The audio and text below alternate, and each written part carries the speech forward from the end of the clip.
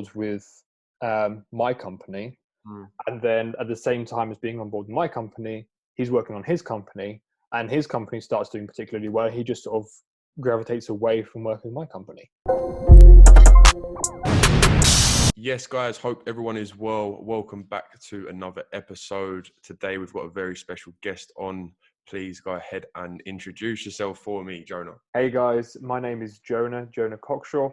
I'm super excited to be on this episode with Olley. I think you literally reached out to me like a few days ago or like last week or something. And it was just like an immediate yes, asking if I wanted to come on. So yeah, thank you for having me here. If I had to introduce myself in like a couple of sentences, at the moment I am 20 years old, although in about a month I turned 21. For the last few years, I've been running a marketing agency. We work primarily with health and fitness professionals, gym owners and stuff like that, I think, which is similar to yourself, Olley. Correct. Yeah. I do I do a few different bits and bobs in the background. That's my main thing. And as I said, I've been doing that for the last few years. I think a big passion of mine beyond that is actually working and, working with and helping other entrepreneurs and business owners succeed with what they're doing, whether that's via a marketing agency or otherwise. That's something I'm really, really passionate about. Entrepreneurship in general and personal development is a big thing for me. So yeah, hopefully might be able to talk a bit about that on here. But yeah, we'll see. So obviously, like, first things first that I'll recognise is obviously you're 20 years old, so you're a couple of years younger than me, which is amazing. And I love, I've spoken to a few people who are a lot younger than you as well. So first, it's crazy. Talk to me a little bit more about how you got into this whole online sort of thing. Obviously, you say you were 17 when you started it?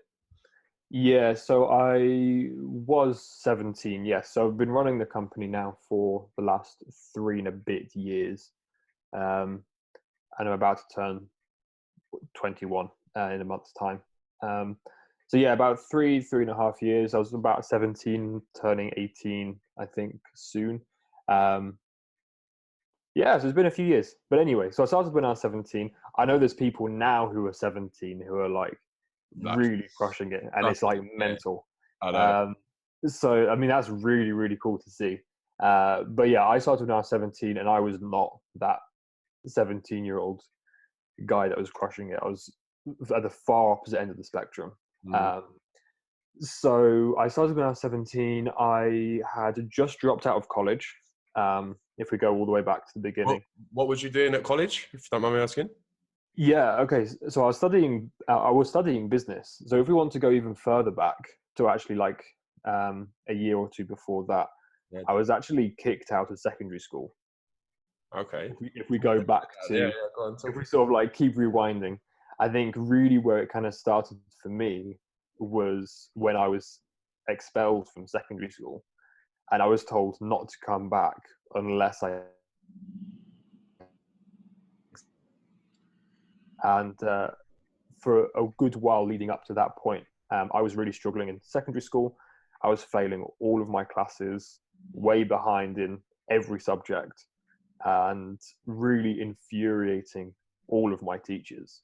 That was really stemming from massive built-up frustration I had just with the education system. Okay. And Jonah, at this point, when you was like getting kicked out of school, was you already like looking into like the online space? Is that absolutely. That's where the frustration was coming from, because I was in school with everyone else. That's fine, level playing field. Everyone's in school. Everyone's the same age, same subjects.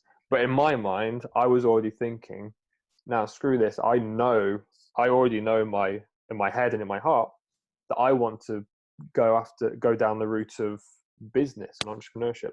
And I didn't know what that would actually look like. I didn't know what business that would be. I wasn't thinking marketing agency at the time, but I was thinking, I just feel so passionately drawn towards the idea of running my own business that I know that's what I want to pursue, even at like the young age of 16, 17. Yeah. I was just so drawn towards that, to the extent that I was obviously drawn away from the idea of school, which is where I was. So that gap is where my frustration was. And I was like, no, I want to be out of here like now. And so I mucked around. I wasn't violent or abusive or rude or anything. Although I guess you might suggest I was maybe rude to some of my teachers, but I just mucked around. I was like the class Yeah, I clown. think everyone is. Everyone is. Yeah, but I was like the class clown. I was the funny guy. I was the guy that didn't care. I was the guy that would do that thing because it would be funny, Yeah. even though it would wind up the teacher.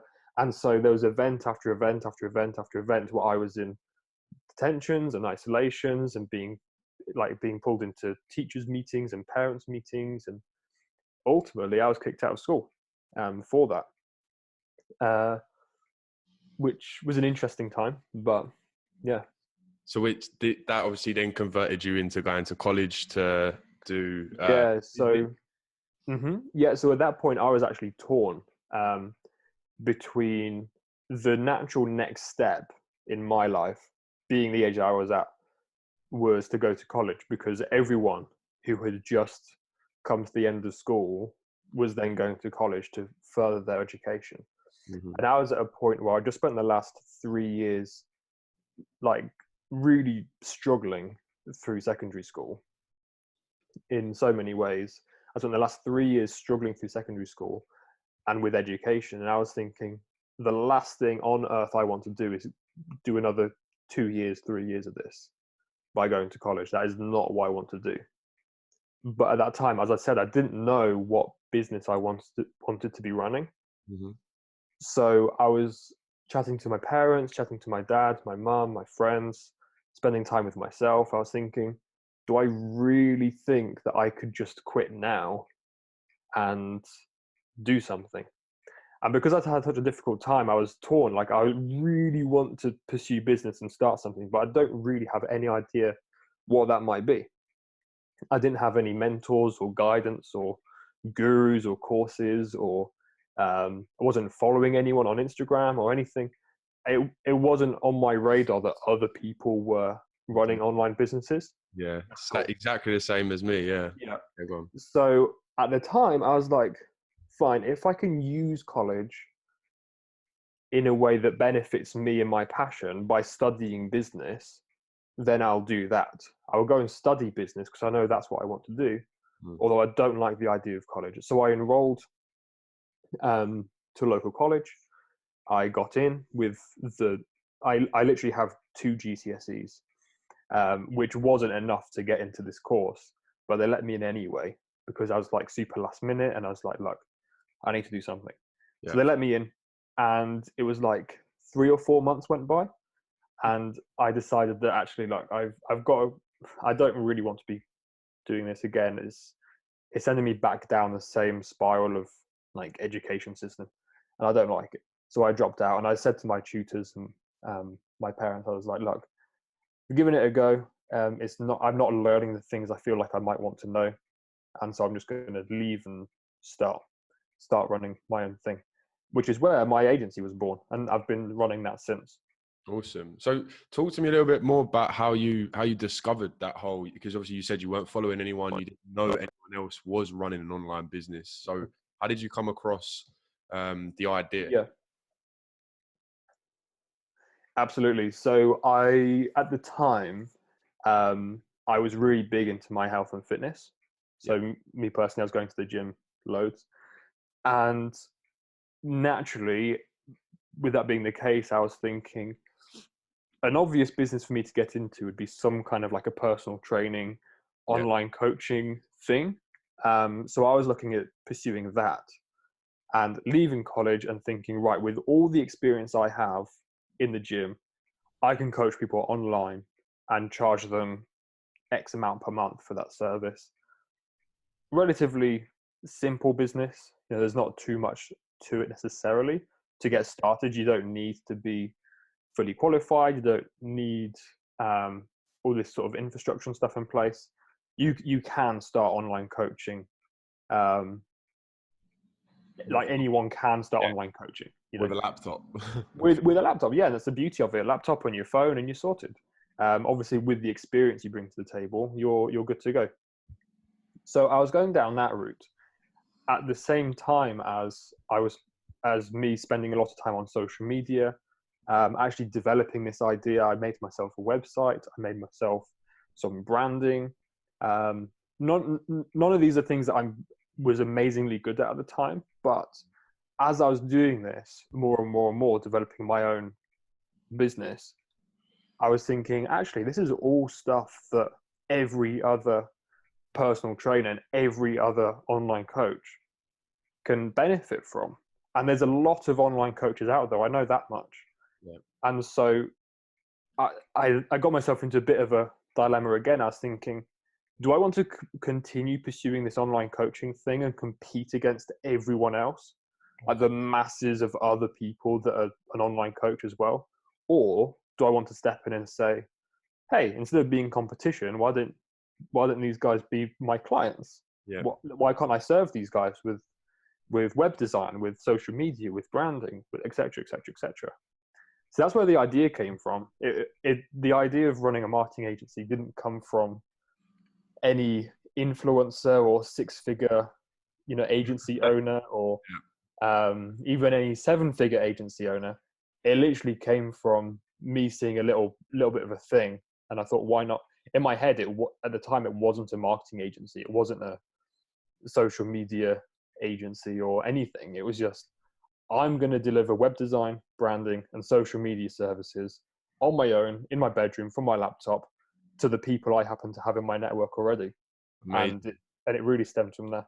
Amazing. So you mentioned it was going to serve people within your network already. So how did you come across that first client?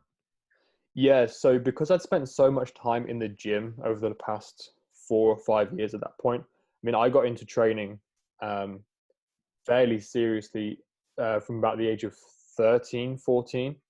Okay. So at this point, I'm like 17, 18. I've been training for all those years in between, Nice. school and everything.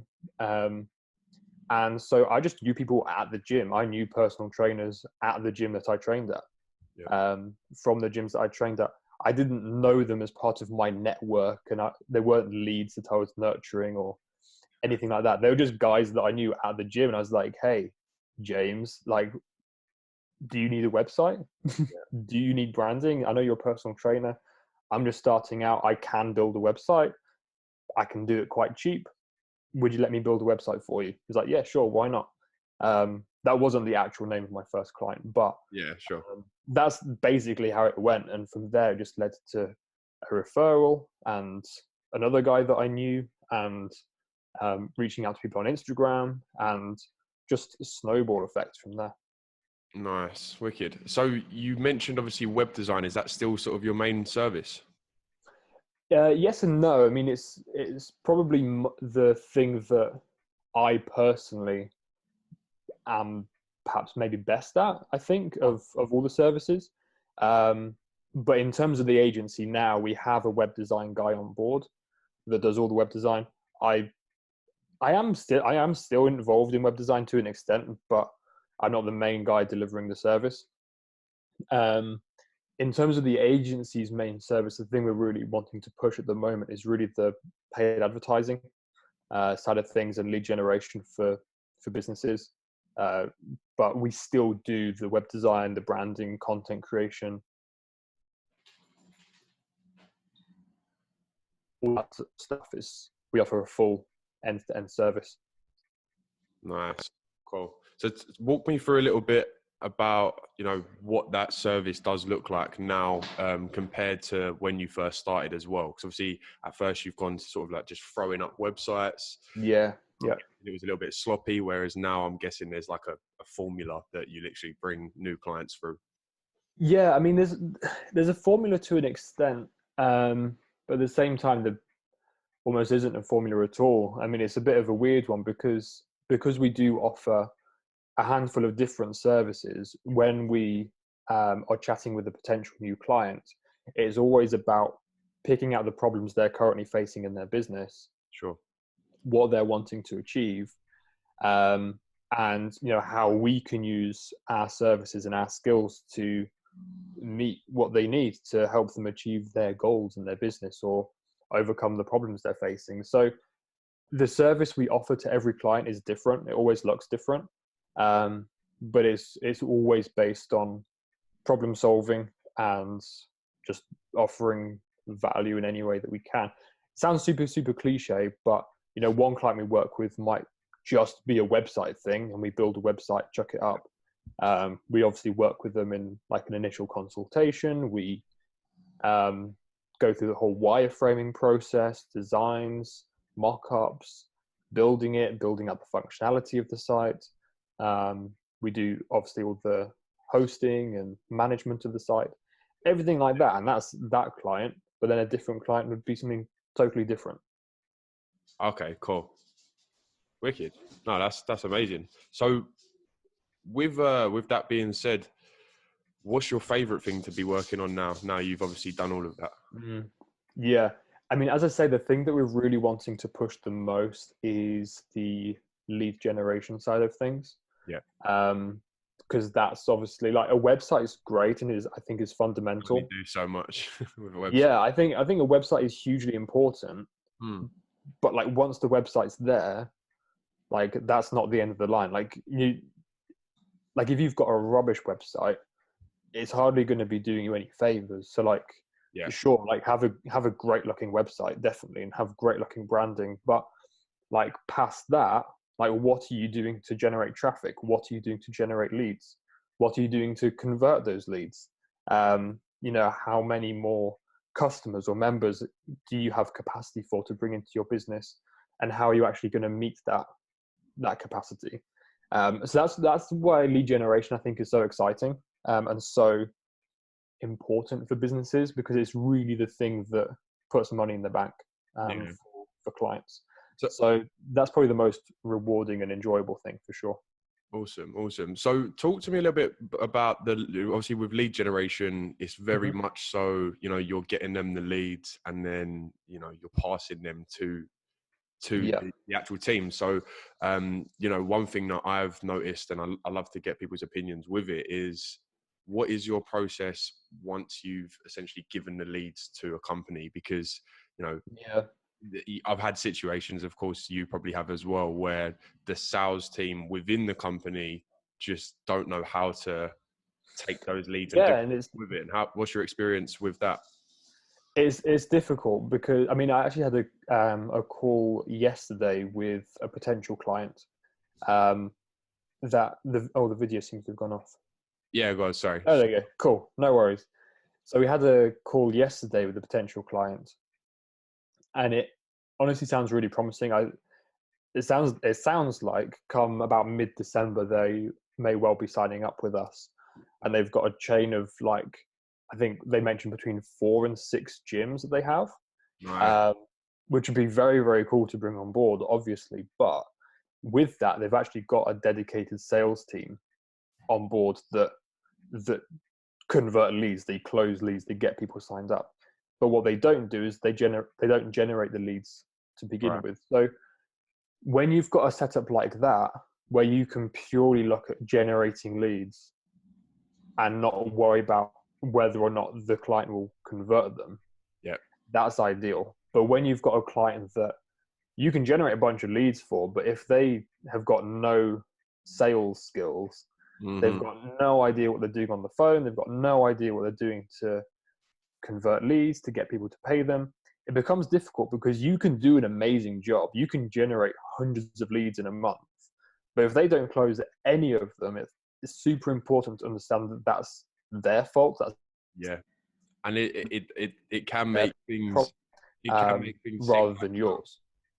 Yeah, it can make things seem like, wow, this shit isn't working, but in reality, it's them that's not working. And that's the thing, when people think about lead gen, it's still a two-way street. It's not like I think you're solving all of their problems just by putting absolutely. emails.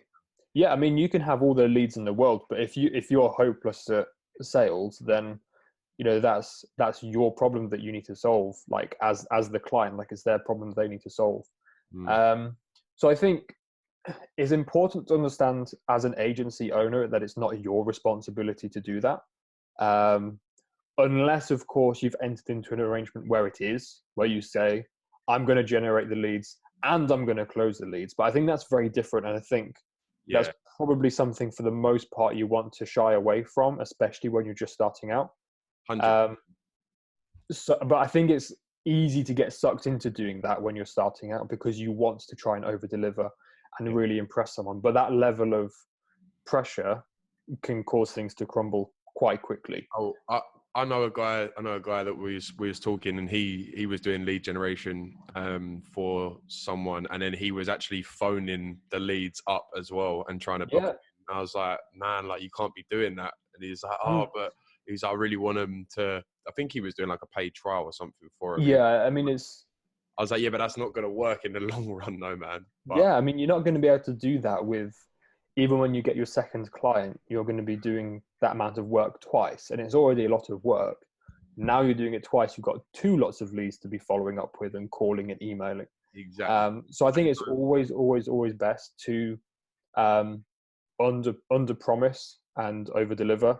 So commit to actually doing less, commit to doing a smaller, more maintainable amount of work or type of work, And then over deliver it, right? and then really crush doing that, like really do that well, like generate a bunch of leads, pass it over to them. I think one thing, so saying that it's the client's fault because if they're bad at sales is true. And I want to emphasize that if you're a young agency owner, you shouldn't take on the responsibility of closing their leads for them. Like, you generate the leads, yes, you don't close the leads. That's their problem. I think as time goes on, one of the things we've done more of is, although we haven't stepped into the realm of closing leads for our clients, we have offered a level of support and guidance and like, okay, cool. If you genuinely struggle on the phone, then here's some tips that you can use. Like, here's a rough script, here's a bit of a template, here's a bit of a structure that you can follow on the phone. And it helps, it gives them a bit more confidence.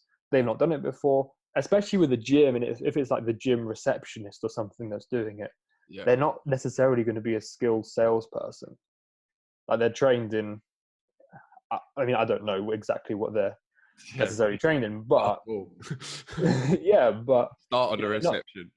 Yeah, but they're not going to be a skilled salesperson. So giving them a bit of a thing to follow helps. And it just strengthens the relationship. You're not taking on the responsibility of their sales skills, but you're giving them some material that can help. So, I mean, that's as far as we go with that. But it's always important to understand and make clear to your client that once we generate leads, it's your responsibility to close the leads and extract money from them. Yeah, for sure. And with that being said, do you obviously said you set up their website and stuff like that. So within your service, are you doing like email marketing through that as well? Yeah, to an extent. So again, it depends on the nature of the campaign, and campaigns vary between clients. So some clients, they just don't need it. Cool. Yeah. We don't say to all of our clients, yes, it includes email marketing. And then because we say that, we're scrambling around thinking, how can we integrate email marketing into this? Like, if it's not needed, then we don't do it. But yeah, absolutely. I mean, we use Active Campaign a ton, and we use that with our clients. We use that with our own stuff, and that's a tool that we can use and pass the benefits of that onto our clients as well. Cool, wicked. So that's really cool, man. I'm just going to ask you a few questions, and then we'll get back onto the agency side of things. So I'd love to find go for it. more of that. So obviously, it's amazing that you've gone from like being kicked out from school to obviously launching your own business. At this point, what's sort of motivating you to progress it at this point? Yeah, I mean, all kinds of things. There's definitely, so going back to the being kicked out of school, I think it's a big, not the biggest motivator for me, but a definite motivator for me is because I got kicked out of school. I feel like all the teachers and the friends and the peers in my class that thought like Jonah's going to go nowhere and all this sort of stuff. There's a there's a certain part of me that thinks, no, I need to not necessarily prove people wrong or like make a pointed Prove resume. yourself right, if anything. But yeah, I mean, I definitely feel like I set my intentions way back then when I was still in school. I set the intent. My intentions were to leave and run a business, and for it to be successful. And so that's been a huge driving force for me since then. Like, I know my business isn't the biggest. I Mm. know my business isn't some. I know we know E-Man. You know, he's running a multi-7-figure agency. Incredible stuff. He's ever so slightly younger than me. He's another guy that I happen to know personally. I don't know if you know E-Man as well. I know of him. Yeah, Yeah. I've not done his course or anything like that. But yeah, No. I do rate the guy. I'm not gonna lie, especially that Yeah. whole recent thing. Yeah, for sure. I mean, he's mental. I mean, I was fortunate enough to meet E-Man a little while before he really started to skyrocket. I met him a couple of times, Okay.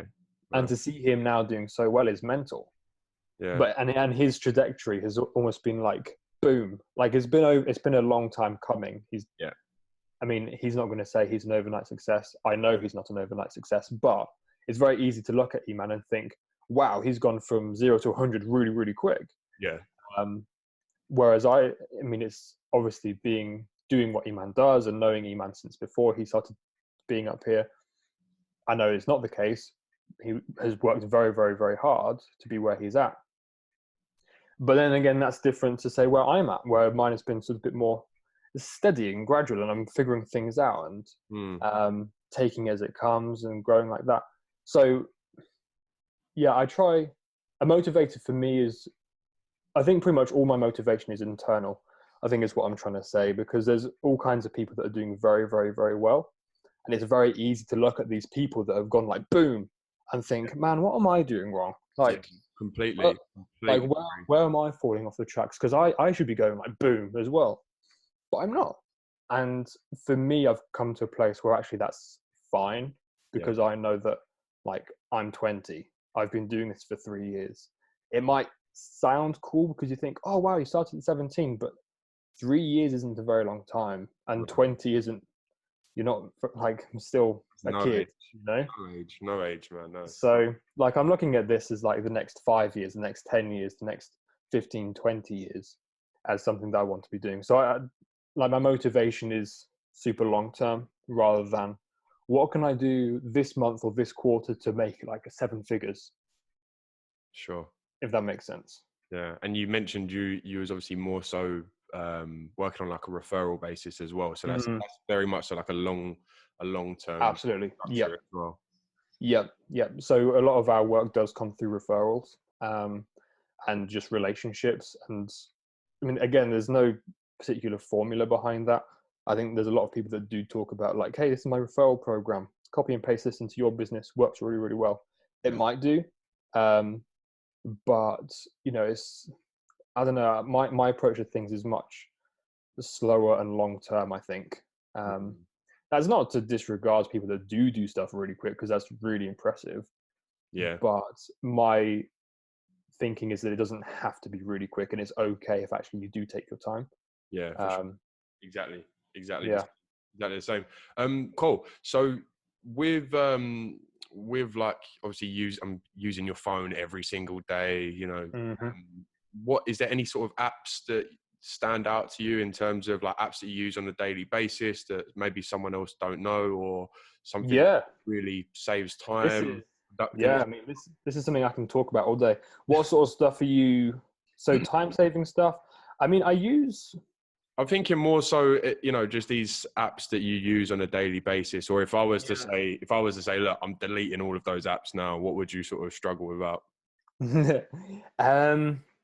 I think a lot of people would say like, don't delete my Instagram, don't delete my Oh, TikTok. mate, I'd fucking happily delete my Instagram. Yeah, I mean, absolutely. I've actually got mine so they are only accessible between certain times of the day.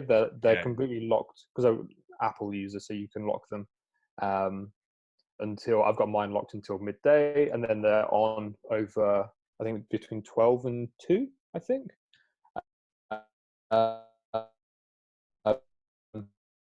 Then they log again, and I can make I set myself. So I mean, I could get rid of social media very happily. In terms of stuff that I use, I mean, I use all of the not Gmail, but G Suite. So I use all the, so I use Gmail, Google Docs, collaborate with the team via Google Docs. I also use Slack. I don't know if you use Slack, Yeah. or if you're familiar with Slack, but Slack is. Yeah, I use Slack for everything. I love Slack. So definitely the G Suite stuff and Slack. If I get a little bit more interesting, we use, so obviously Calendly. I mean, I've got a bunch of apps. My phone's full of different apps. They're all in folders, all Yeah. organized. Calendly for call scheduling. I use that a lot. I use the Bear app. So if you're an Apple user, this is only available on Apple. But I use the Bear app for all my note taking. I use, this is a good one. So an app called Productive. That's something where you can set sort of daily habits and just check them off, and it records your like habit keeping progress. So it says, well done, you read 15 pages of a book for 15 days in a row.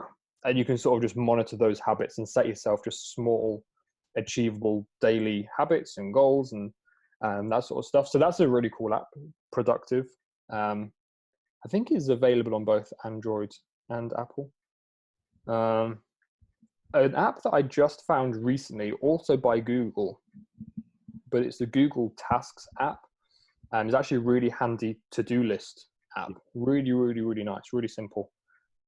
I'm trying to think if there's anything else. What about in terms of like content creation when it comes to your phone? Are you usually just cameras you're using? So in terms of my phone, I don't do too much content creation from my phone. I mean, the content creation I do would be, say, like Instagram stories and stuff, like just via the Instagram app. Yeah. In terms of like the actual, not that producing content from your phone isn't actual content, but in terms of the content I intend to produce, we will normally produce that with the fancy cameras we have for the agency. Sure. And use like Premiere Pro to edit it and things like that. Wicked, cool. One other question I wanted to ask you. I see actually you talking about books not so long ago. Talk to me a little bit about your books. your experience with books. Do you read as much as you would think? So I've got a funny relationship with reading. Reading is something that I have always struggled with. And in fact, until very recently, like I'm talking very recently, so within the last sort of 6 months or so, before that point, I had never read a full book in my life, whether that's a fiction book, like a non-fiction book, business book, entrepreneurship book, a school story book in like my English classes. Yeah. I never read any of those books when I was in school. I'd never read a full book in my entire life. And I'd got it wired into my brain that I wasn't a guy who read books. I preferred watching videos. I preferred listening to podcasts. And I think that there's a lot of people that are similar. There's a lot of people that the way they learn is more visual, or they learn better by listening to something. And then at the same time, some people, and a lot of people do learn better actually sitting down to read. And so I think, obviously, a lot of people do talk about reading and the importance of reading. And I think since I've started to read more, I'm definitely much more in tune with that, thinking like, actually, yeah, there is a lot to be said for sitting down and reading a book, especially if it's a really decent book. I've actually got a link on my bio. I've actually put together like an Amazon store of all the books that I have on my Instagram bio. And so, I mean, I'm working through those slowly. But since I've started reading, I can definitely vouch for the fact that sitting down to just read a book, as opposed to listening to it, I think there's a lot of benefits there, because when you listen to it, you have the convenience of being able to be sort of doing something else. Yeah. But you sort of... Which is good. Which is great, because you can be doing other things. You can multitask. You can be in the car. You can be in the gym. You can be doing whatever. But if you're doing stuff that requires your attention to be elsewhere, and this is just background noise, then you're not really going to be absorbing the contents of a book. Whereas actually sitting down for an hour or half an hour just to read, I mean, it's the only thing you're focusing on, can read, take note of what it's talking about, which I, found massively beneficial. But I think the bottom line is really, the more you, I mean, it's an old saying, but the more you learn, the more you earn. Yeah. And so whatever your method of learning is, I would strongly recommend you do it. Whether it's reading, podcasts, audio books, videos. I personally do all of the above every single day. Some days I won't read, but I'll listen to a bunch of podcasts or I'll watch a bunch of videos. Other days I won't sit down and watch a bunch of videos, but I sit down and read instead. And so it varies every day. I don't read a book a week. I don't listen to 15 podcasts a month or sort of anything like that. I just make sure I'm learning sort of constantly. And how I do that doesn't matter. I just make sure I'm learning something valuable every single day. Wicked. Cool. Yeah, and that's the same with me. Like I'm one of them, like, always try to read, but sometimes it's hard. Like if it's not something that's getting done. Yeah, if it's not something you're used to or and if it's not something you naturally enjoy, and I mean, I find I just get distracted. I sit down to read, yeah, I do. And like my phone buzzes, and I'm like, oh, I just got a new like on TikTok, and it's like, oh, I didn't even finish that page. That's stupid. I can start again. Yeah. So it is hard, and you can do things like put your phone on airplane mode and put it aside in a different room. Like, all that stuff's fine. But if you just struggle with reading, then I mean, if you struggle with reading but you're adamant to get better, the only thing I can suggest is to pick a book that's good, that's relevant to something you want to learn about. Yeah. That's been recommended to you, that you know from reviews and stuff is decent. Get yourself that book and say, okay, I'm going to literally read 5 pages. Okay, so Jonah, with that being said, if someone was to say to you, look, I've never read a book in my life before, what would you suggest reading? Obviously, because obviously you haven't read a ton of books, but what's the one that sort of stands out? Wow. So in terms of like business and entrepreneurship, a really good one that I have read. Hold on, got a call coming in. Let me get rid of that. It's actually my girlfriend. Sorry, Paige. Yeah. Oh, she's calling again. Take it if you want, man. Hold on. No, it's all good. Let me just message her. I'll just message her real quick. You know, the struggles of the entrepreneur. Yeah. I think we all have that.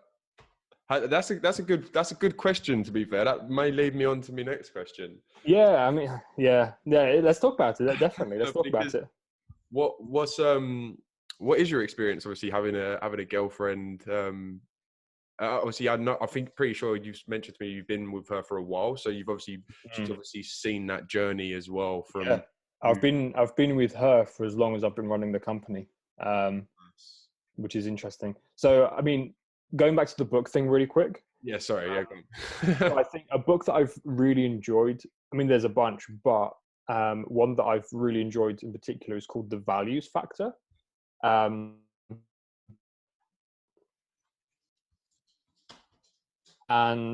let me just find the author really quickly. So I don't remember his name. The Values Factor is a really, really good book because it really talks about how someone's the values that someone has, how they sort of stem from their past and their story and their background, and how. So, for example, my ambitions of running a business is stemming from some kind of a void that I've had in my life in the past. So I feel particularly drawn to running a business and acquiring a certain level of wealth and achieving a certain level of success because, and this is what it talks about in the book, because generally speaking, I come from a background that doesn't have loads and loads of wealth. Yeah. Like my family is fine. We're not a wealthy family. So I've not grown up around like having excess money sort of floating around. Sure. We've never had like a new car. We've always had secondhand cars, secondhand phones. Like we've been fine, very happy family, no worries at all. But that's just the background. So in my mind, I feel more drawn to the other end of the spectrum than I would if I was already at the other end of the spectrum. Yeah. And I think it's true the other way, because you see, say, like the rich kids of Instagram who really have got no ambition to achieve any more wealth than they already have. They just want to sort of flaunt it and chuck it away and, flash it around and flex on the ground. Which is fine. But it's interesting. So the values factor is a good one. It talks about the values in finance, values in your own personal goals, values in business, and how things sort of line up. And it's really interesting, and it sheds a lot of light on why I'm wanting to go and achieve these things. And it's a great book for anyone to read, I think. Amazing. Values factor. Cool. I've never heard of that, so I definitely have. You can find it via the link in my Instagram bio. Love that affiliate. Cool. Affiliate. Yeah, so what I was going to ask after was obviously about your other half. Go for it. You mentioned Paige. Yeah. Shout out. Paige, shout her out. Absolutely. So you've been with her since you started the business. Yeah, so we've been together. We've just celebrated our 3-year anniversary last month, I think. Last month, 27th of September. Nice. At least got a date if she's watching. Absolutely. Yeah, no, that's amazing. So talk to me a little bit more about like how you've obviously progressed together as well, I'm guessing.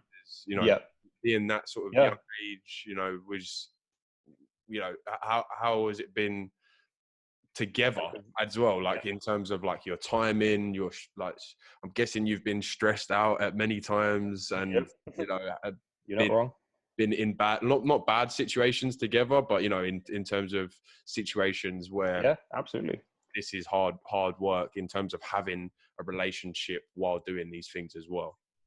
I think it's a really interesting one, because so Paige is my first and only serious long-term relationship. And I entered into this relationship with Paige at the same time as me starting my company. And so it was like two new and quite significant things in my life that I was wanting to commit a bunch of time and attention to. And progress, like wanting to progress with the business in the same way as I'm wanting to progress like the relationship. And I'm definitely a guy that I'm definitely like an all or nothing type guy. Like if I want to do something, I'm going all in. I'm doing that thing, and only that thing for like 20 plus years. Like I'm not wanting to just do something for 5 minutes and forget about it and move on.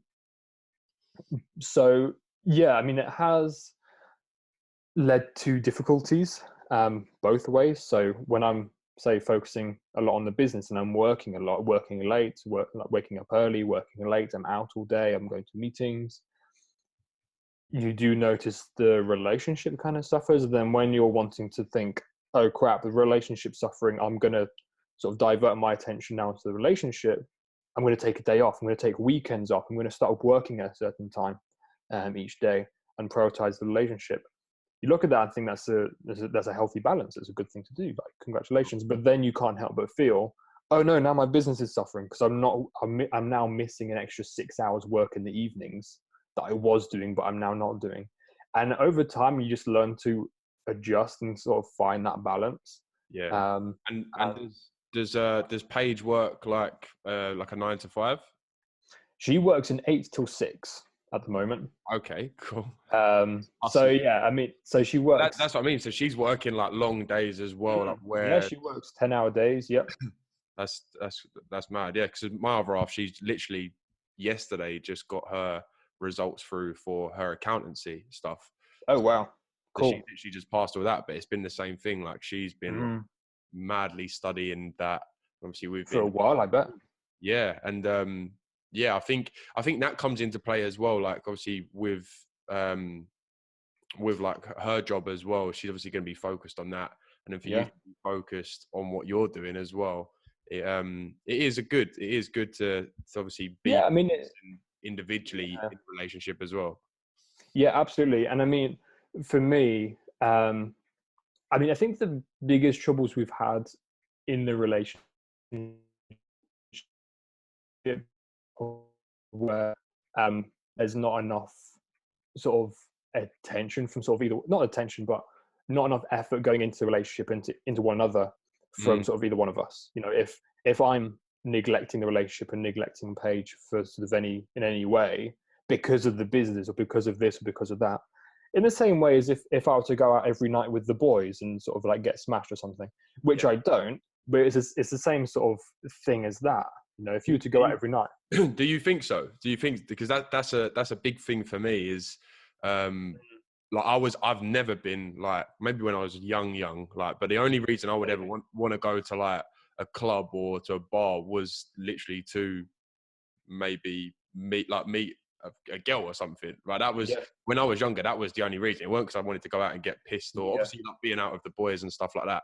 But yeah, since I've been with Sarah, it's not been like I don't want to go out to those places no, because there's nothing really it's in, for me. But then yeah. I mean, me staying in, sitting on my laptop on a Friday night and a Saturday night when she's out, mm, yeah, it does thingy. And then you've got her saying like, oh, like you've got to come out and you've got to. Do you ever have any experiences yeah. like that with I the mean, it's boys as interesting. well? Yeah, I mean, I've never been in any way inclined to go out to the club or go out drinking. So that's not something that'd be interesting to me anyway. So Paige is more interested in that. She does find a bit more enjoyment in that. She doesn't like going to just get smashed and go to the club, and Yeah, she's not like that at all. But she will go out for a drink with some friends.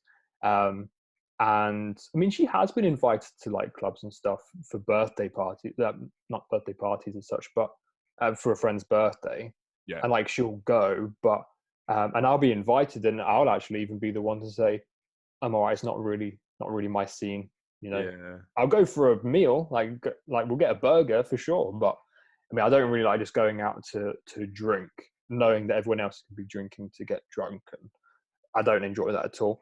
But I think to an extent, it's like if that was my thing, and every Friday, Saturday night I was going out to drink and get drunk, I would feel that's obviously pulling me away from like the relationship in a way, and that would be a thing that's causing a bit of like a gravitational pull mm, between me and the things I want to do, and then like the relationship, or even anything else. But in this case, the relationship.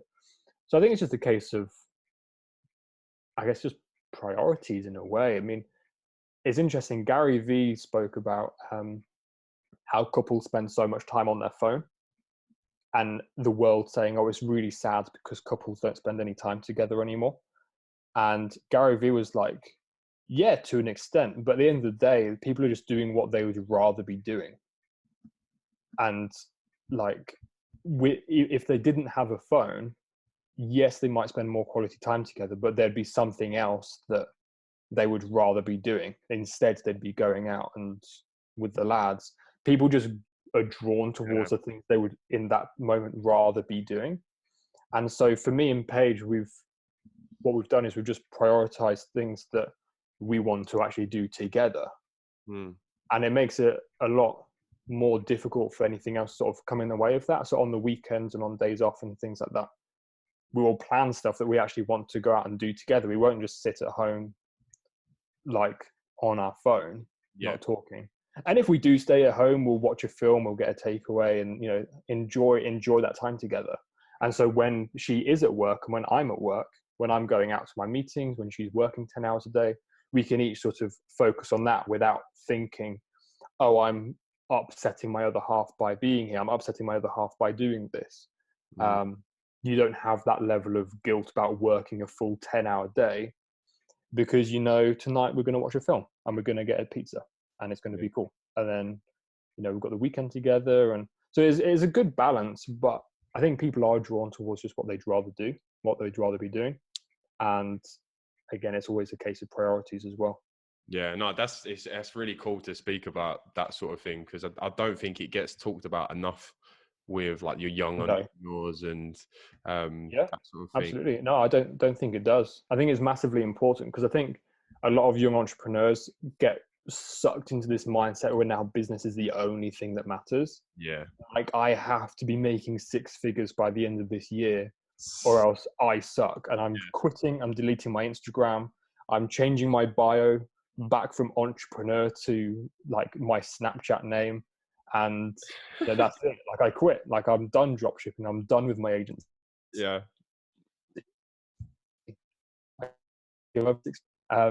But yeah, I think, and they do get sucked into that mindset where that is the only thing. But if you actually want to be running a business, you have to also think about your relationships, your family, your own personal self-care, your own learning. Like it's not just business. Business becomes your job. Like the business you run becomes your job in the same way everyone else has a job. You have to also think about the weekends, your girlfriend, your boyfriend. So with that being said, let's sort of move on from that into obviously, like you said, once you do this and you're actually running a business, at what point did you stop being a freelancer and became an agency owner or a business owner, if you like? Yeah, I mean, there was no particular point. I mean, you could look at the date that we incorporated the company as. So I went from sole trader to limited company. Sure. That was about 3 years ago. I was running the company. I was a freelancer for a time before that. the agency. we me and my team. So someone said just on the back of that. So my I was down my dad's because my dad lives like about an hour away from me, and he come across my website and he was like, "Oh, is this your website?" I was like, "Yeah." He was like, "What? So when you put we do this, he's like, you just mean you, didn't you?" I was like, "No." I was like, "I've actually got people that do that." I've not really spoke to him about it. And he was like, "Yeah, you're just saying you." And I was like, but it reminded me of who's the is it Andy Abucci or whatever, like the guy that's doing like the meme things in a minute. It reminds me of all of his content. Yeah, I mean, I remember when I was making the first website for my company, I specifically remember sitting there on my own with no team, and I was typing like we will do this, we will offer this, and I was like, I mean, I was taking it as like a funny thing. I was sat there sort of but laughing you do to though. myself. It goes back to what you were saying about branding as well and positioning yourself as an expert. There has been probably calls where I've taken on and it's like, yeah, we could do that, or yeah, we've got a graphics design team, and it's just like the graphics design team is me, but it's also me. And then we've also got a content guy, which is also me. Video editor, me. We've got Sales guy, me. Finance department, which is also me. So obviously, like us joking around and fucking around with that, like talk to me about how you obviously have now progressed it into a team of people that are doing the fulfillment side, or speak to me how you've sort of structured it at this point. Yeah, so I mean, at the moment, to give you an idea of the team that we have, we've got our main content guy, and we've actually got a couple of guys that will be on board to do content. But generally speaking, we've got our main content guy with a couple of, I guess, backups when we need extra people for things. We've got our web guy, our graphics designer who does like a lot of the branding, graphic design stuff. I said web designer already. Facebook ads guy, myself, our accountants as well. We've got our accounts, which are, I mean, they're like an external. That's like a different company that like outsource all of our bookkeeping and accounting to. But that's really cool to have because it is like having a finance department or a finance team. And I really don't want to be missing anyone. I mean, there's like 6 people, I think, involved overall. And it's been a very gradual thing. I mean, this is actually something that I get asked about a fair amount. I think even just actually yesterday, I was on a bit of a coaching call with someone. And one of the questions they were asking is like, hey, how do I go about bringing someone else on board to actually do this for me? Because at the moment they're doing all the fulfillment for the Facebook ads, which is great. And they're getting amazing results. doing it themselves, but they're thinking sort of slightly further ahead, and they're thinking, okay, there's going to be a point, and that point might be about now, that I want to actually outsource this and focus just on generating new clients, and then outsourcing the work to my team. And so for me, it's been a very gradual thing. And I think it's really been about understanding what and who I need when, and like actually focusing on bringing someone on board at the time when I sort of need someone to do a particular thing. So for example, to sort of elaborate on that, Ethan, who's our content guy, he's the first guy to join the team.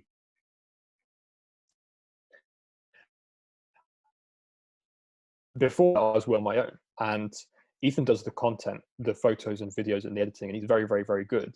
But at the time, I didn't have any clients that were actively needing content.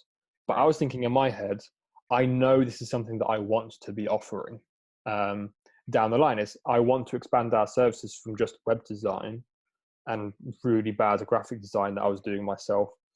I want to outsource the web design. I want to outsource the branding. I want to be offering content creation. I want to be sort of offering better social media marketing services. And for that, I know I'm going to need a team of people. But obviously we started with the content, and there's no best order to do things in. But we started with the content. I found Ethan. I was like, hey, I'm running a company, super early days. Would you be interested if we found clients that needed content? Would you be interested in actually doing that? He was like, yeah, sure. And like, he's still around now, bless him. He's like, he's like, what have I got myself into? You know, now, and at the time even, I reached out to the couple of clients we did have and say, hey, we do content now. Are you interested? They say, yes. I think, great, cool. Message Ethan.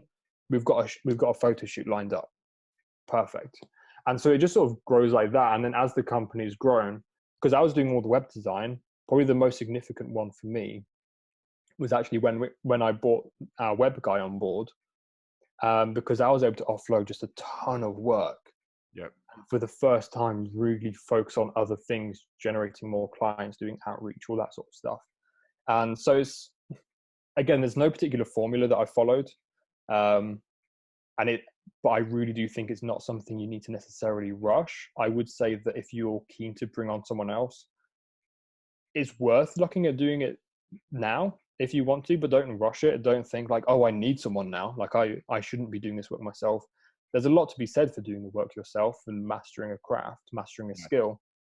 But there's no harm also in looking at, you know, could I outsource? You know, would it be worthwhile me outsourcing? So with the content guy and the web designer guy, was they people that was already sort of like experts within that field, or was it something that you then sort of taught them on the like journey of it? No, I mean, everyone that's on board there, they were already very, very good. I mean, each of the guys on board are exceptionally good at what they do. So Ethan is exceptionally good at content creation.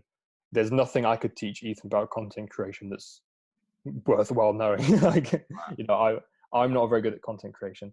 Ethan would say that I am. He does say, no, you've taken some good photos and stuff. But I mean, I wouldn't sell myself as a content creator. Kevin, who's our web guy, he was already exceptionally good at web design. Like, he is very good at web design. There's nothing that I could teach Kevin that he doesn't already know. In fact, I would be learning from him. So, I mean, I've always prioritized, and really, I've been really driven towards the idea of hiring people that are already very good and much better than myself. Because then I know that I'm eliminating myself as a potential bottleneck in the company, and for the quality of service we can offer. The only instance where I would do something if I was actually the best person to do it.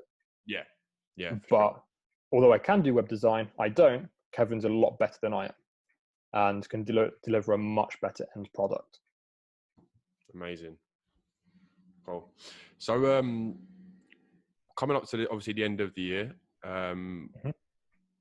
what sort of your goals moving forward? Who are your, obviously I know you're working primarily in the like fitness area. have you got any other clients in different niches, or is it all sort of fitness? Yeah, I mean, Goal moving. yeah, I mean, not actively. We have done for sure. Not at the current moment. But it's funny you mentioned that, because we are actually looking to open our doors to a wider array of clients. Like kind of starting now-ish, we're putting our feelers out a bit now, but really from the new year onwards, we're looking to open our doors to other industries and other clients from different industries, which I think is going to be really, really interesting, because we've worked in health and fitness for the last since the beginning, so 3.5 years. So I think that will be really interesting to do. And I think it's kind of going against the grain a little bit, because a lot of people talk about find a niche, stay in the niche, focus on a niche, which I think is very, very true, because you do want to be able to be an authority figure in a particular space, because it allows you to stand out. If you stand, you're going to stand out much more in a smaller pool of people. Whereas to stand out on like a much larger scale is slightly more difficult. But we've been doing what we do now for the last 3.5, going on 4 years, and we're going to experiment with other niches, which I'm very, very excited about. So that's like the main thing, to be honest. And of course, that will open the doors to working with more clients. Will mean, potentially growing the team. Will mean, say, generating more revenue. Will mean a bunch of stuff. But that's really like the main thing, is just working with more clients from different industries. Nice, wicked. And with that obviously being said, what's your sort of goals, whether it be revenue or whether it be amount of clients, or even anything in terms of your goals for the end of this year? Yeah, I mean, I've obviously like got sort of like internal goals and revenue goals and things like that. But I think, no, to be honest, the thing that I've actually been prioritizing more so than anything, I think revenue, for example, if we were to talk revenue is a byproduct of everything else. And so previously, where I would focus on revenue and think, I want to hit 10K a month, I want to hit 100K a year, I want to hit 6 figures, 7 figures, blah, blah, blah, blah.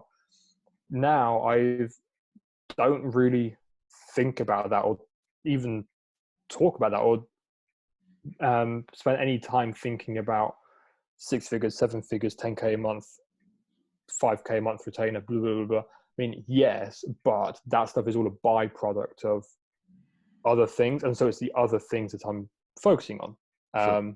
And not so much on the revenue or the money. The money will come. I know that is a byproduct. It's not the main thing. You don't get money without improving your service, without having a great team, without perfecting your outreach, without perfecting your sales stuff.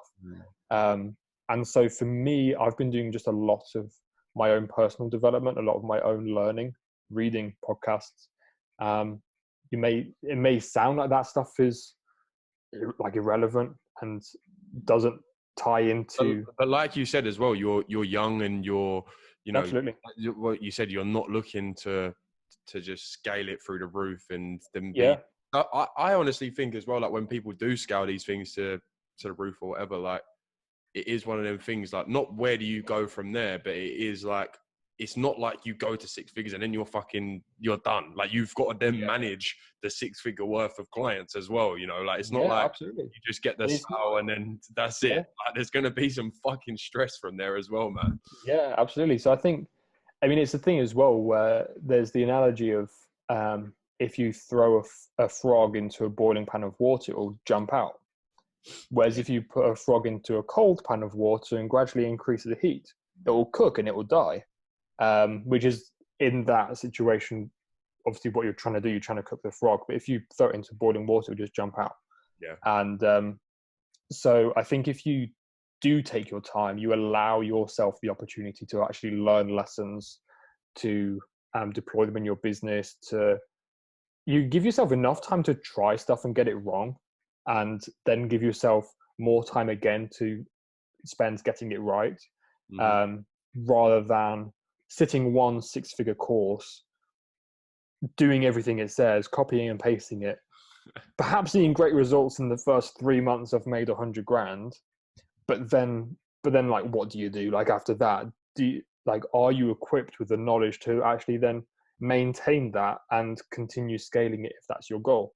Or do you think, oh yeah, I had a great 3 months, but now I'm fried, like I'm done, like I've like I like this too much for me, too much too quick, especially if you're young as well. Exactly. Yeah.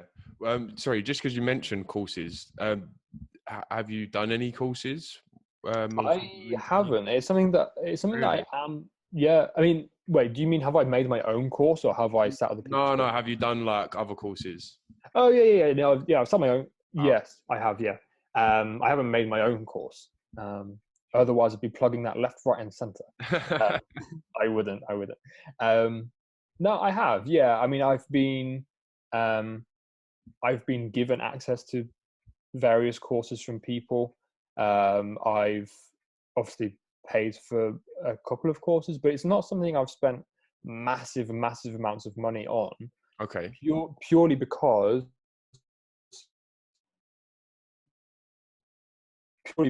I know that there's a lot of information out there for free, believe it or Yeah. not, as well. And so I really steer towards. I mean, I get that people do spend thousands on courses, and I think you mentioned on your story the other day that you've invested a lot in courses, which is great because obviously you pay $997 $997 for a course. Got sucked in. Yeah. Yeah, you get access to it. You've got a whole bunch of videos. You can sit there and watch them and really absorb them like a sponge. Yeah. Which is amazing. But you have to take that with, I guess, my perspective anyways, you have to take that with a bit of a pinch of salt, because what you're listening to is that person's perspective, that person's opinion, that person's experience. Completely. Which the next 997 course you buy could contradict the first one, and then you've spent $2,000 and you're like, well, I don't think I've actually learned anything here. I've learned two opposite things. Yes. And so, I mean, you can spend all the money in the world, but at the same time, how many books could you get with that same money? How many podcasts could you listen to for free and spend the same amount of time listening to them? And I think that does go into what you said before with like the free content on like YouTube and stuff like that. Like all of the courses that I've done, I haven't just sort of like, oh, how to make money online. Oh, there's a course on how to make money online. Yeah. £1,000, I'm buying that. Like it was always like a following of watching people's free content, and then of course, to the point where it's like, okay, so if he's putting this stuff out for free, imagine what his course like. So I think that's always the way you need to go about it. Don't just fucking throw your money. No, absolutely, and I do know people that have just gone ahead and bought like a bunch of courses. They've gone like a shopping spree and just bought courses. But those people I've worked with in like a coaching capacity, and they've said, I've bought a bunch of courses.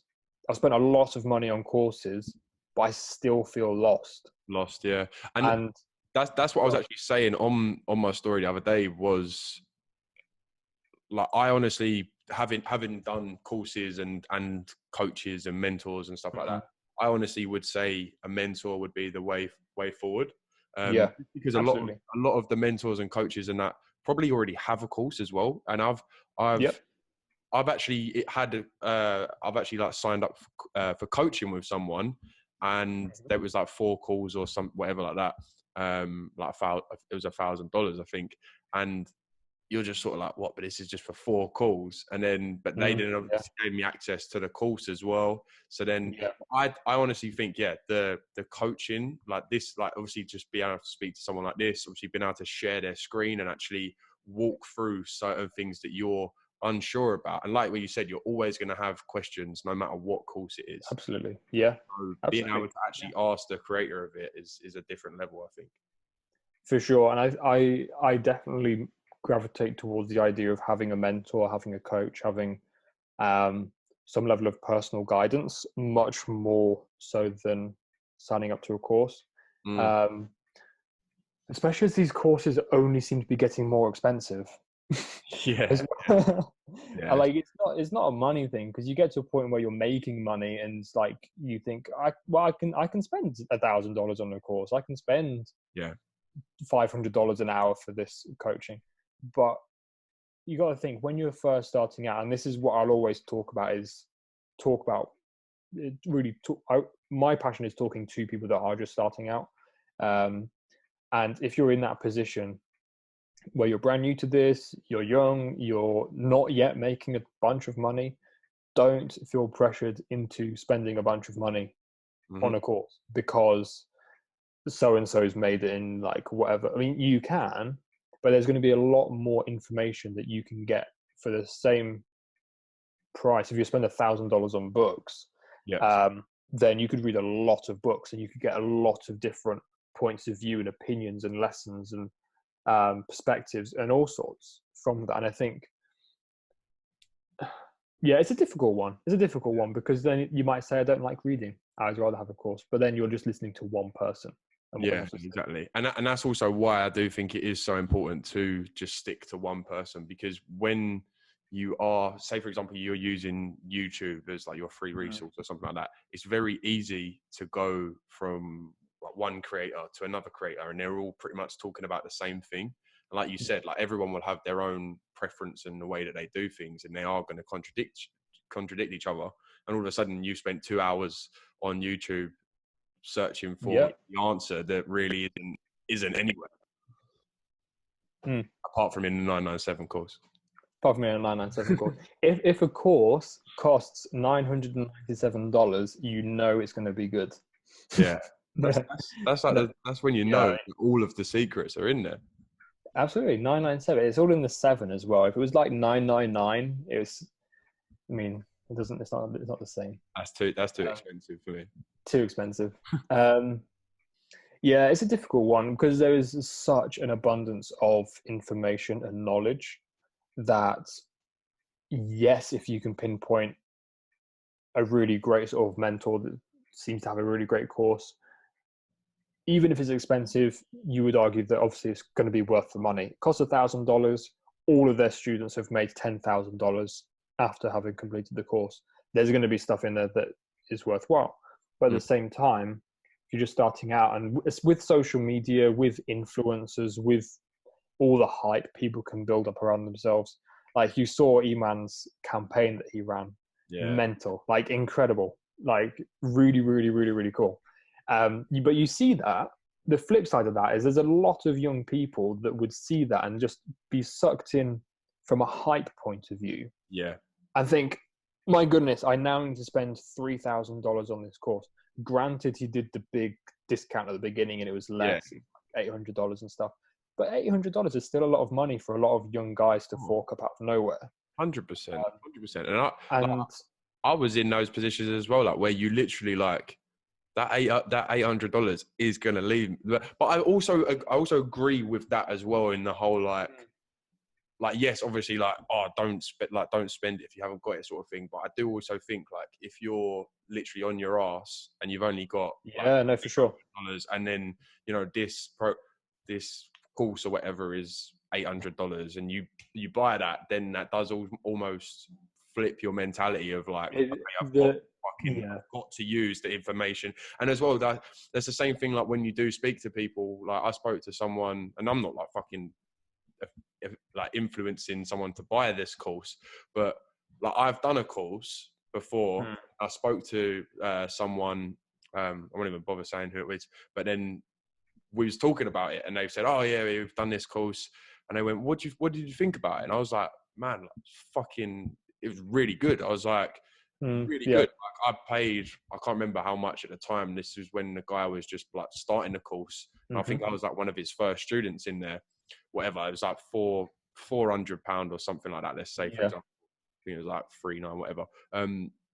397. Yeah, and he went 397, and he went and he was like, yeah. He was like, no, I thought it was rubbish. Like it was crap.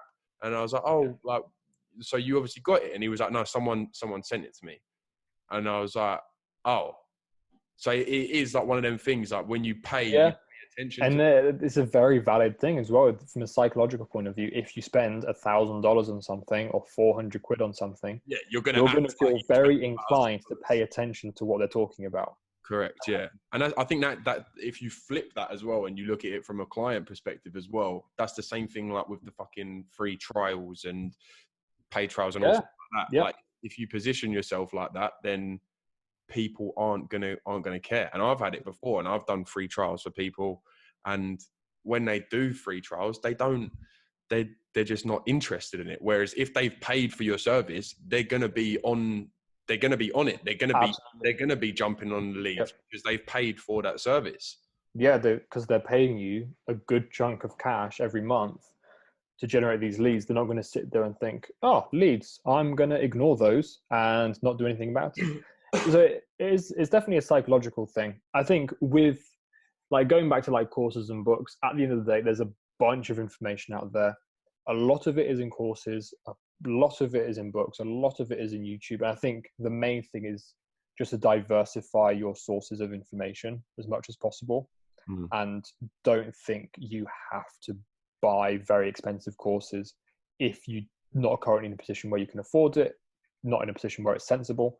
An alternative is getting books. But at the same time, if you are in that position, you do have a $997 and you are able to spend that comfortably. I mean, I know that people say like, this is all I had in my bank account and I spend it on this course and I changed my life. That's like quite an extreme thing. It does happen. Very, very, like it's incredible. But it's, again, there's a lot of hype, and don't feel drawn to like don't get sucked into the hype just for the sake of hype. If you're passionate to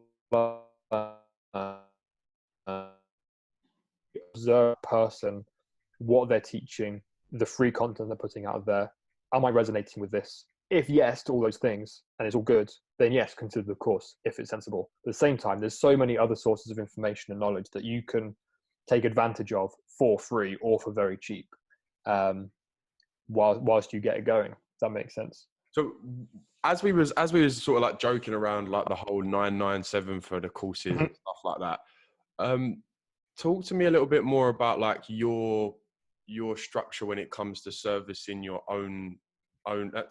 your structure when it comes to pricing your own services. Because like with the whole course, like $1,000 course and stuff like that, like like within this industry, everyone's like, don't devalue yourself, bro. Like it's $1,000 service.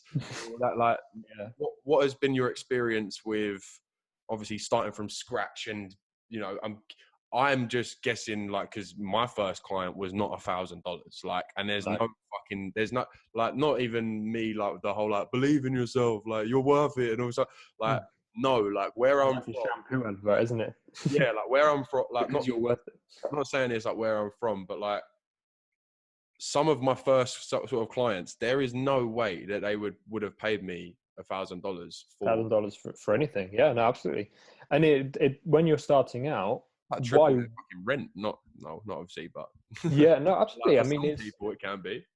Yeah, I mean, when you're first starting out, especially, even if you come from the wealthiest area in the world, if you're just starting out, people's biggest question will always be why? Like, what can you give me that's worth at least this $1,000, if not more? Yeah. And so, yes, your service might be worth $1,000, but if you've got no track record in actually delivering that service at a standard that's worth $1,000, then they're going to, people will naturally be quite skeptical. I'm not just going to give you $1,000. They might, for sure, but it's unlikely, and I wouldn't set your hopes on that necessarily.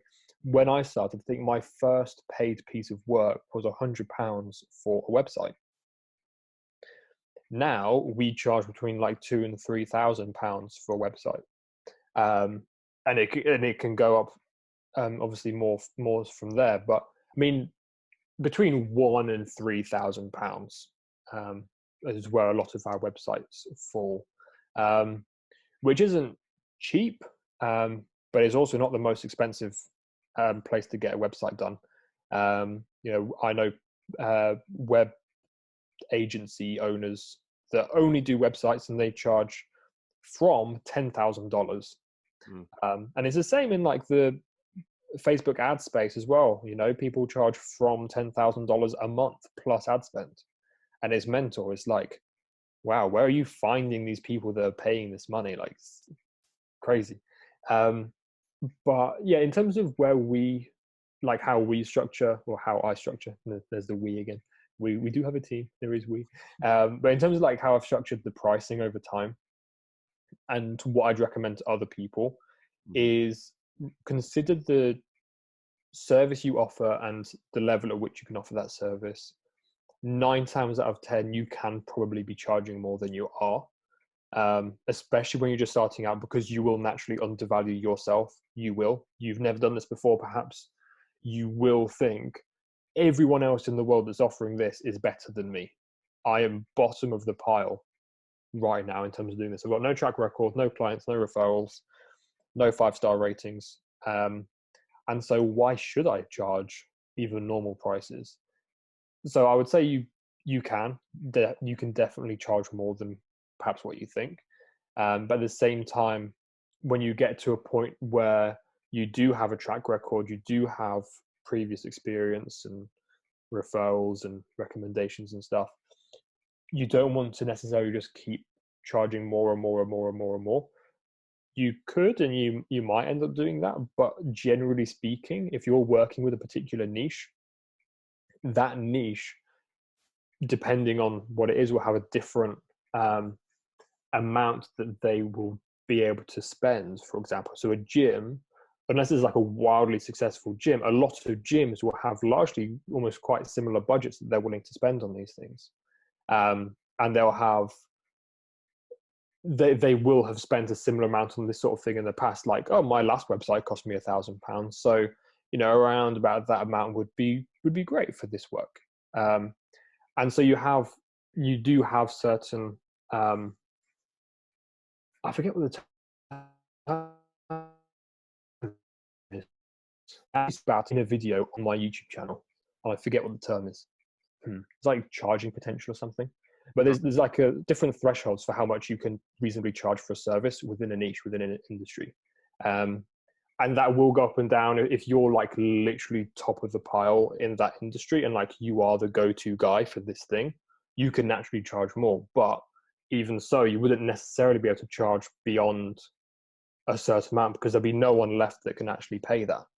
Whereas if you're in a different industry where there's like a ton, like there's a lot of money flying around, this top amount that you can charge in this industry is like the starting point in the next industry.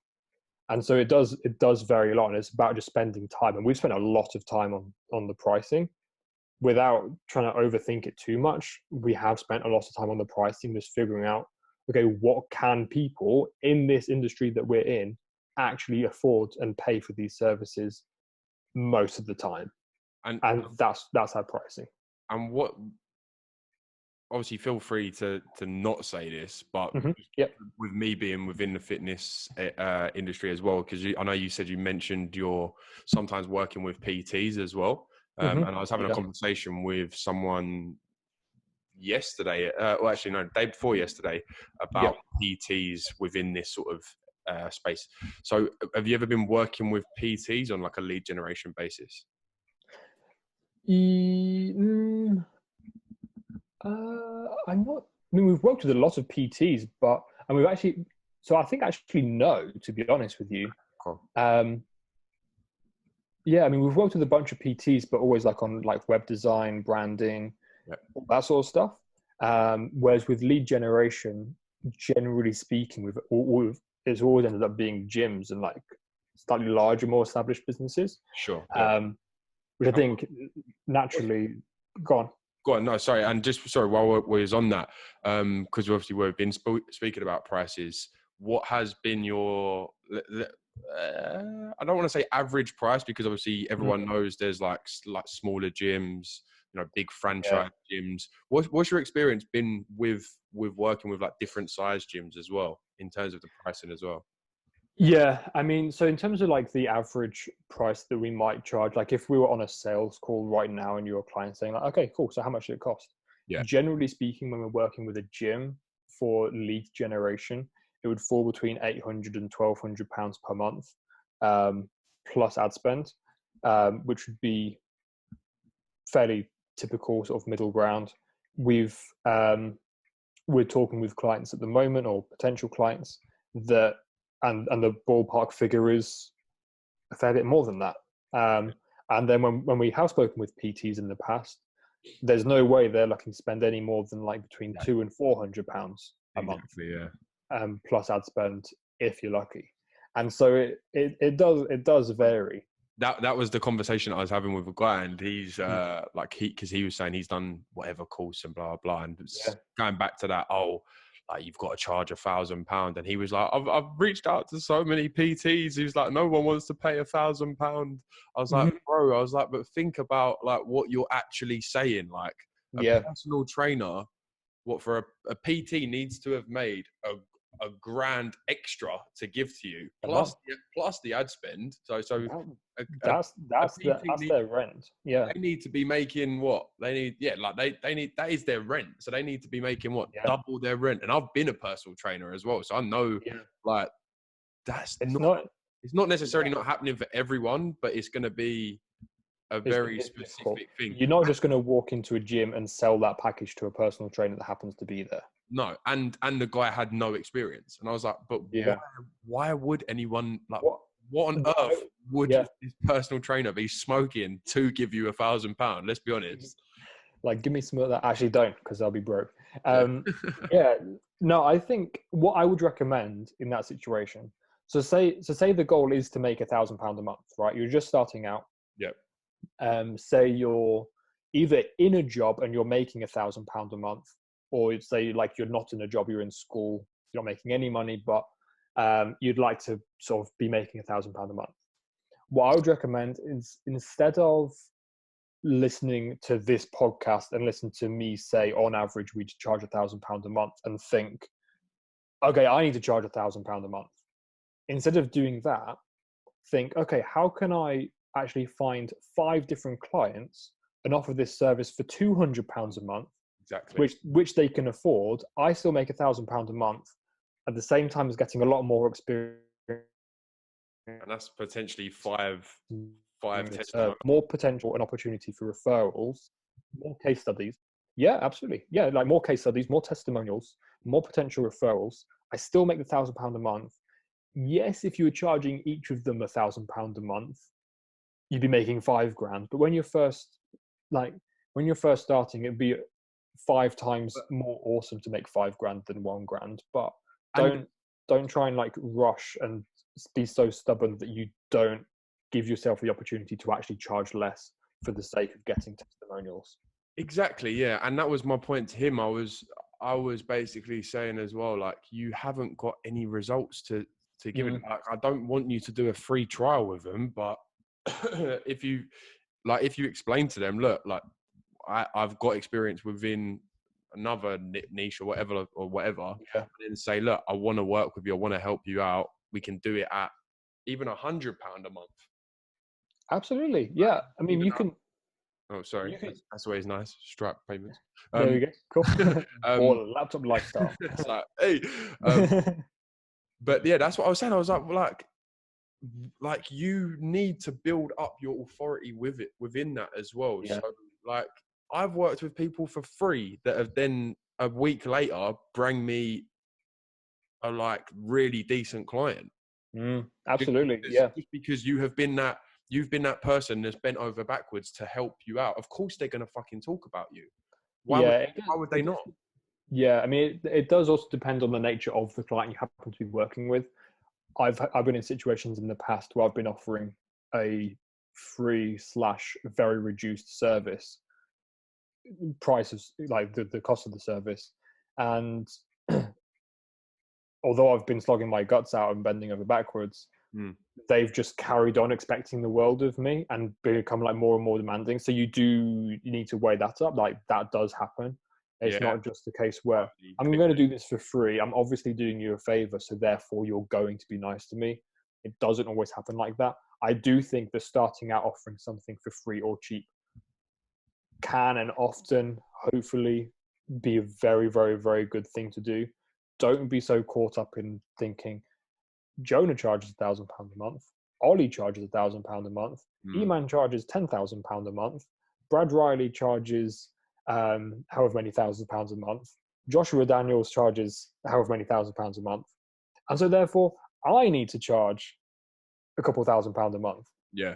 That's just what we do, like in the agency entrepreneurship. Yeah, that is what you do. And it does fall back to what you said before. Like, you're getting caught up in other people's successes, Yeah, other absolutely. people's experiences. Just because and as well, I think that comes down to it as well. And like this industry now, I think, like what you said, like me and you, basically when we started it, like we didn't realize this shit was going on.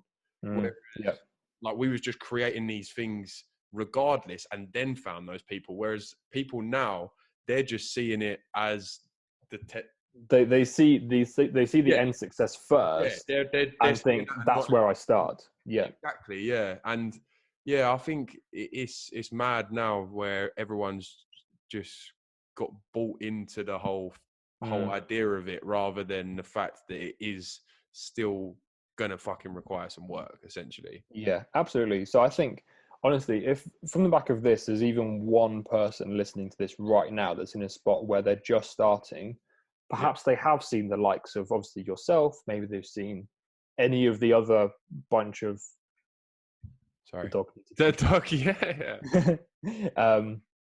perhaps perhaps there's like even just one person watching this who has seen the likes of like any number of successful entrepreneur in the agency owner space, and they've latched on to the idea of one day achieving a similar thing. If there's one person watching this and they're in a spot where they're just starting, they've seen the end success, they've seen people make a lot of money, but they're like here at the beginning, what I would say is start as small as you possibly can. I literally think, what is the minimum viable amount? Like, if I think that I need to be charging £1,000, but I'm not having any luck with that, how can I get my head around the idea of charging £200 to 5 different people? And this is that's my point as well. Like, if you are at another job as well, I think is the most important thing. If you're at another job, like, stick at that other job and have one client, right, for a month or 2 months or 3, like what we were saying about, like, not actually rushing it and not thinking that you need to get to whatever in a month.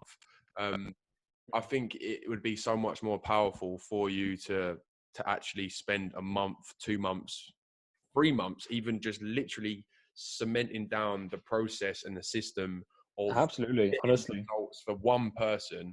And that would be my advice as well, would be to literally just have one client, right? One service, right? And then really nail down the systems and the softwares and how you actually get that person from A to B.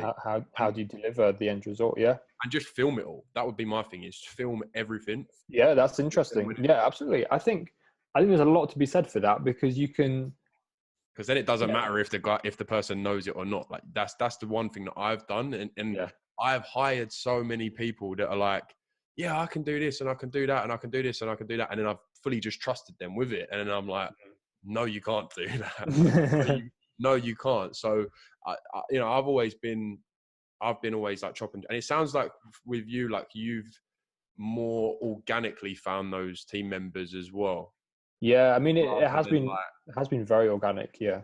Rather than like Upwork, and because that's something. Yeah, I mean, I think I found, of everyone on the team, I think I found 2 of them from Upwork. Yeah, in fact, it is 2. I found 2 of the guys on the team now. I found them from Upwork. And what do they do? So that's our Facebook ads guy and our web designer as well. So just for me to really pick your brain as well, with the Facebook ads guy, you found him through Upwork. Yep. Cool. And what was the process of you from you, firstly jumping on Upwork to actually getting this person to do the fulfillment side of the business? Yeah, I mean, to be honest, I think there's a lot that you can do to really formalize the system in terms of hiring and reaching out to potential freelancers and team members and stuff. I know a lot of people talk about that sort of stuff in their course, but I think, to be honest, at the end of the day, it doesn't need to be any more complicated than I'm going to message them Yeah. and just kickstart a conversation. I'm gonna get to know the guy. To be honest, I'm Yeah. going to get to know him outside of Facebook ads. Like, he might obviously, I'm looking for a Facebook ads guy. I'm looking for a content guy. Looking for a web guy. But at the end of the day, if you're, I mean, I don't know. I think people put too much pressure on. Okay, have you worked in the industry for at least 3 years? Yeah. Have you, are you charging this exact price point that I want to pay you? Do you meet the criteria of my hiring process? Do you answer these questions in the best way possible? Obviously, as your business matures and you're potentially working with a much higher volume of candidates, then yeah, you're going to want to filter out people and then consider just like the top 2 or 3. But in the beginning, when you are literally just working with 2 or 3 potential people that look decent on Upwork, just get to know them. Just send them a message, say hi. Like, I'm running this company. We work in the health and fitness space. I don't know if that's something you have experience in, but I see you've done some amazing work with Facebook ads. Would you be interested in arranging a phone call? Nice. And On that, no, go on. no, so and with that as well, like, because Yeah. that's one thing for me. Like, I didn't start this whole journey within like the Facebook ad side of things. I'm pretty good at ads, but Yeah. one thing for me is like I'm good at ads, but I'm a lot better at the creative side. I'm a lot better at the video editing side. Yeah, I've seen your stuff. So Yeah. that's me, and I don't necessarily, I know the scalability and how it's gonna obviously progress the company, but that's not necessarily something that I want to learn, because I know what I'm good at, and I know Yeah. that I I'm love creating content. Yeah. So, but that's one I'm thing the for same. me is with the Facebook ads side of things. Like, how do you how can someone, if they haven't got the most experience with it, actually be able to run it as a business and be able to actually monitor their performance with it as well? I think with Facebook ads is easy because what you do is you just set them up on your business manager. So you have an agency business manager. Mm-hmm. You connect your client's ad account to your business manager, and you add your team member as a team member, as a staff member on the business manager. They get access to the ad account, and you can see, like, are these ads working or not? Like, are they? So, And it's worthwhile if you yourself don't know much about Facebook ads. Definitely spend time learning about Facebook ads, even if you have little to no intention of ever running a campaign yourself. It helps further if you do run campaigns yourself, even if they're just test campaigns. Invest a bit of ad spend into running a campaign for your own agency, your own personal brand, whatever it might be. Is good to know. So every service we offer, I know at least to a certain level about that service. mm-hmm. I can look at something and think, is this good? Is this bad? And I can see that, and I can look at things and potentially contribute to any sort of problem solving, to any brainstorming, having ideas, chatting with the team member actually delivering the service in a constructive and productive kind of a way. It's not like I've brought on Ethan as the content guy and I just now like leave him. I know full well that I could, because I know that he's incredible at what he does. I could full well, but actually I go to all the shoots and I help out in terms of setting up the lighting and the audio and monitoring extra cameras. Like, I can also get involved as well. And it helps because obviously 2 brains are better than 1, and you can work as a team and you can collaborate and do more with more people.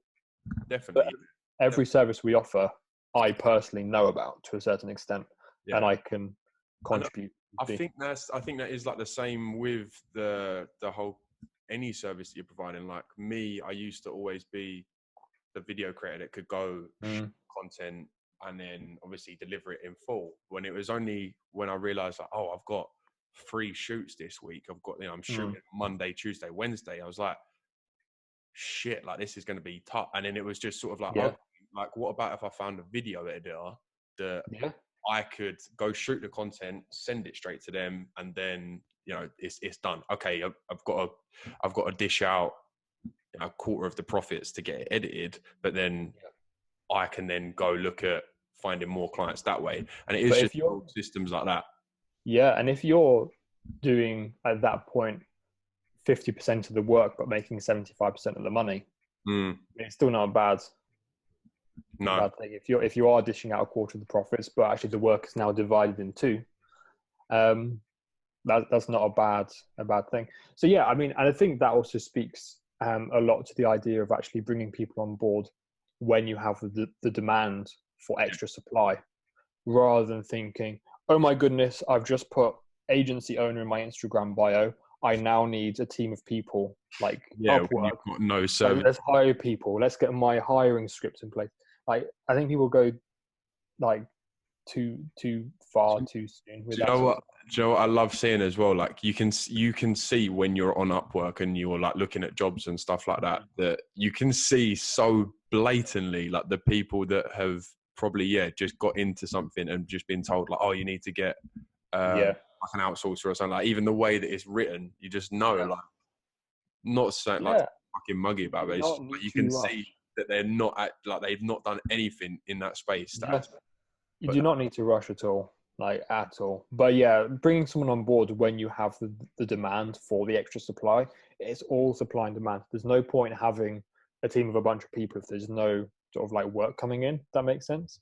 Yeah. But that's another good thing as well, actually, with hiring contractors and freelancers is even if there is no work, you can have these guys on board with you. Yeah. They're doing this stuff anyway. They're editing videos anyway for their own clients. Yeah. And then when you have something to be edited, you know that they're available and willing to have more work. So all the guys on board with my company, they all do their respective thing anyway. So if, for whatever reason work dries up with the agency, are they all working like full time within their own things, or are they working like 9 to 5s and do this on top of it? No, they're all full time content creators, web designers, graphic designers.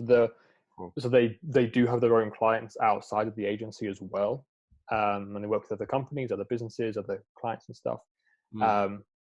But depending on like the month and stuff, different months, a lot of their work may actually come through Fit Media, my company. Yeah, which is really cool. But how do you find that as well? Like working, because obviously we're gonna jump back into that whole like people contradicting what other people are saying. But you get a lot of people that are like, don't hire entrepreneurs within your team because they're always going to be focused on their own business or their other clients. That's why I asked you about you sound like you sort of pick these guys up like organically rather than like your Upwork and stuff like that, because if they're applying for your job on Upwork, then they've probably applied for 10 other jobs on Upwork that day as well. Yeah, I mean, yeah, I get what you're saying. I think at the end of the day, so at the moment, I am the only person on any kind of like a payroll salary. Sure. And that's only a fairly recent development, to be honest. But I am now on my own salary, which is kind of cool. But everyone else on the team, although they're on the team and we have agreements in place between the company and them, they are, in essence, independent of the company. Freelancers. Yeah, they'll work for the company, they'll work as the company and represent the company, but at the end of the day, the company is kind of just another one of their clients, and they're working with their other clients too. Bridge. And yeah, absolutely. And generally speaking, their other clients won't be other agencies. They'll work direct with the end client. Mm-hmm. But yeah, I mean, it's managed by. I don't know. Again, there's no particular formula. It works pretty well for you in the end. Yeah, I mean, it's managed by the fact that they're doing this anyway. They're not balancing it with anything else. Yeah, I mean, if Like, that's the case, then yeah, I feel like that's absolutely fine. Really, I've yeah, had I had a couple of things before, like with team members, that is sort of like didn't go to plan in terms of because they was doing other things for other people. Uh, yeah, I think it's like anything. That's life. Like, yeah. I mean, don't get me wrong. I mean, so actually, a really good friend of mine, he was on board with my company, mm, and then at the same time as being on board with my company, he's working on his company, and his company starts doing particularly well. He just sort of gravitates away from working with my company, and which this, is absolutely fine. I mean, is in no way a negative or toxic thing. I can see how maybe it would be, but at the end of the day, like, it's up to you still to be able to adapt as much as they're kind of adapting to a change in circumstance too. They're obviously much more inclined to pursue their own thing over your thing, because they've got much more of like an entrepreneurial spirit and all that sort of stuff. But if you as a business owner, as an entrepreneur, can't think in that situation, I'll just get someone else on board, sure, because you can just go to work that day and find a bunch more people. yeah. If that really is a big stumbling block for you, then We're in a heartache for it. yeah, I mean, it's something that you'd obviously want to learn to deal with and adapt to. But that's what I think so cool about the whole online thing as well, is because obviously like me and yourself as well, like we've connected, for example, and Mm. like I've connected with other people, like just as simple stuff like this, and then it might be a case that there's something and we think, oh, like me and Jonah would do that really good together. And it's not Yeah, like you think, oh, well, okay, we've got to go open a joint bank account. We're gonna start a partner yeah, company, because there is that flexibility around all of this. That fact that you could just work together, and say, for example, you had a meeting for X, Y, Z gym, and you go, oh, like Ollie's worked with that gym. Ollie's worked with them. He's got results for that gym. Blah blah. He knows that gym, and for you to say, oh, like, it would be good to get his input on it, and then yeah, about to grow on something like that. Like, I've had things like that before, where someone's come to me and said, oh, do you guys know, I can't even remember what it was. It was like, oh, it was like it was websites. I've never, okay, I can create websites fine. yeah, I can create websites absolutely fine, good enough to put a fee on it. But in a yeah, same sense, I was like, but my mate, he's a wicked web designer. So absolutely, got him on the call and just went straight away. Like, for me, it's not always just about the profits. I'm more so thinking of the long run. Okay, if we make the website for him, yeah, a month later, we're obviously going to be talking about doing this and talking about that. So yeah, why for would I sure, want to spend the time doing the website where I could get someone to do it at a better level than I ever would? for sure, yeah. And if it's going to contribute towards the overall satisfaction the client has Mm. from working with you, because like for sure you could do a website, but if it's like not your main thing, it's not your strongest skill set, they'll think, maybe this is like an average website. Yeah, Whereas if you bring someone in specifically to do a very good job, they're going to think, rather than maybe being average, right, it's a really good website and they're super impressed and happy to have worked with you, then it's only going to contribute to their overall satisfaction, and they'll be much more willing to and open to the idea and even eager to the idea of working with you further on other things too. exactly. Um, so yeah, I think a big thing for me, and a big thing that I'd recommend to anyone listening really, is to remove yourself as a bottleneck, is to identify the things that you are good at, and more so actually identify the things you're not good at, and hire to your weaknesses. So think, okay, am I good at web design? Yeah, I'm all right, but actually I know a bunch of other people that are a lot better than me, so I'm going to hire and delegate that thing that I know I'm not amazing at. Am I good at content creation? Actually, yeah, I am good at content creation. It's a thing I enjoy, so I'm going to do that. Yeah, If I need extra help, if the demand passes a certain point, I can bring on a second guy. But for the most part, that's going to be my thing. Branding, am I good? No. Straight away, I'm going to delegate that. I'm going to hire someone. So always hire your weaknesses, um, and leave yourself obviously with the things that you are best at and enjoy the most.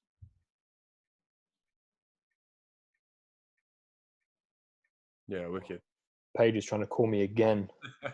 Well, man, we've been on here for a while, a lot longer than I anticipated, but it's really good to have you. No, pleasure. Thank you so much for having me.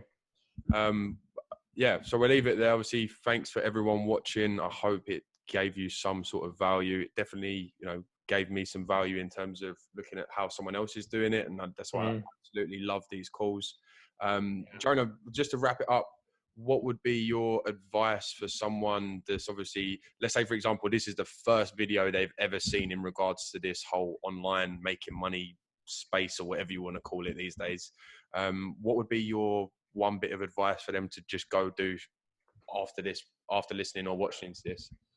Yeah, cool. So first of all, again, thank you so much for having me on. I think one final piece of advice, and I think perhaps maybe to sum this up, is don't get sucked in to hype. Don't get sucked into hype. There's a lot of people doing a lot of cool stuff and seeing a lot of great success. But as someone that's just starting out, if this is the first video or podcast or anything that you've seen regarding this and like the potential there is in running an agency, starting your own online business, all that sort of stuff, I would say don't get sucked into the hype. Spend more time than you think is necessary learning and putting things into practice. Don't rush, don't stress, don't worry about not being able to charge £1,000 a month or make X amount of money in the first 3 months or 6 months. Start as small as you can. If you think you're starting small enough, try and think, how can I start smaller? How can I, what is the minimum viable amount that I can really get going with here? Start at that point and just understand the fact that it will snowball. If you're charging £200 a month now, doesn't mean you're going to be stuck charging £200 a month forever. With the £200 a month, if you've got a few clients, you're making a bit of cash each month there. You've got opportunity to get testimonials and referrals, and it's going to snowball from there. And always spend more time than you think is necessary learning things and putting things into practice, and you will set yourself up for a much more fruitful long-term journey in your online business. Amazing. Thank you very much, and we will see you in pleasure as always episode. Take care, man.